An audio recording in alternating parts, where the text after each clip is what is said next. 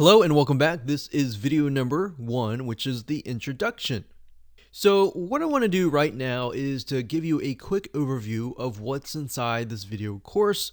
That way you're going to get a bird's eye view of the whole course as a whole. This is video number 1, which is the introduction.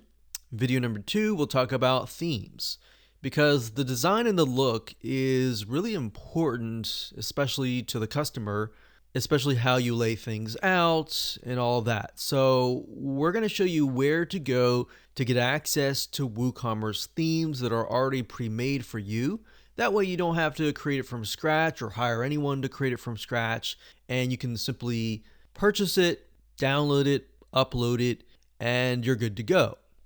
Video number 3, we'll talk about the general settings within WooCommerce, and then exactly how to tweak them, how to customize them, and all of that.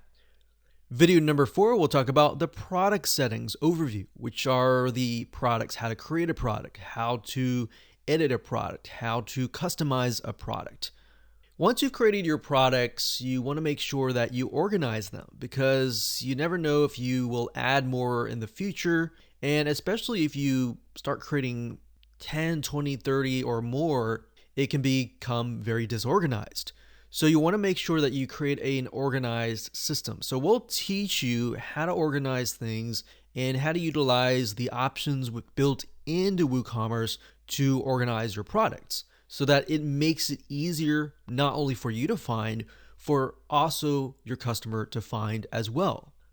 Video number 6, we'll talk about the product attributes. Product attributes are basically like if you were to buy a skateboard and you want it in green, blue, purple, different colors, maybe different shapes, different wheels.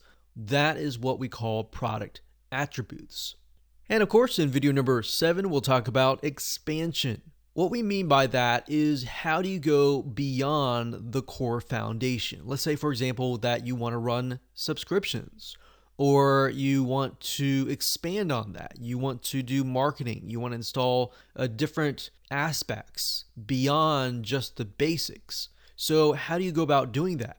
Video number 8, we'll talk about how to automate tedious WooCommerce tasks. Let's say, for example, that after somebody purchases an item, you want to add them to a Google spreadsheet or add them to your list, or you want to do something very specific that takes a lot of time, something that you can't really be there 24/7 to actually do. So in other words, once you have set up these automations, then it's going to make your life a lot easier. The more you automate, the more you can actually focus on marketing your store, getting people to your store, and focus on other things. Okay, so what I want to talk about right now is what you need before you can get started. So before we even dive into the video course, you are going to need these things.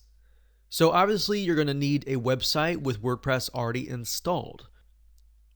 Now, in terms of where, you need to figure out if you want your store located on a subdomain, such as store.yourdomain.com, or maybe you want it to be located within a subfolder, such as yourdomain.com/store, or within the main site. So those are things that you need to figure out before you watch this video course. Now, obviously, you can watch the video course and then go back and implement that as well. But the main thought process is, where do you want to install? So most people just install WooCommerce wherever their WordPress site is located. So if that's the case, you don't really need to worry about that. I just wanted to mention that as an option, because that way you can segment your main site and your store if you choose to do so. But otherwise, if you don't really care, you can install it wherever your WordPress is installed. Now, there's a lot of courses, there's a lot of videos out there on the basics of WordPress. You can find a lot on YouTube or other platforms as well. And sometimes you can find them for free on the basics of installing WordPress. And sometimes you can get your web hosting company to do that for you as well. Once you have figured that out, the next step is why.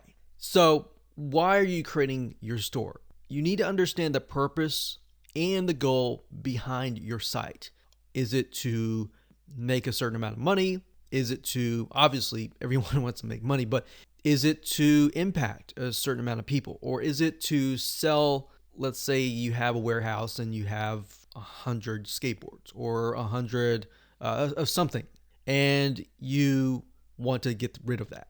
So what is the purpose? You want to write that down because you want to figure out in months' time after you set up your WooCommerce site if you've actually reached those goals. So this is kind of a little bit of goal setting, but you really need to figure that out before you actually start your site. Because as you start your store, you can begin to implement things that will actually help build upon that and help you reach that goal, if that makes sense. And of course, the what. What covers an idea or mind map of how you want your site to look like and, of course, to work together. So basically, you want to connect the dots, figure out what your site needs to do. There are many different mind map softwares out there. You can go to Google, type in free mind map software or mind map software or flowchart software, whatever you want to do. We like lucidchart.com. That's another good option. It does cost a little bit of money, but it's a really good tool to organize your thoughts. So what I'm getting at here is there's a lot of thoughts in your head that you just need to get down on paper. All right. So last but not least, the how is this video course. So now that you have a good idea of what you need before you can actually implement WooCommerce, let's jump in and talk about WooCommerce themes.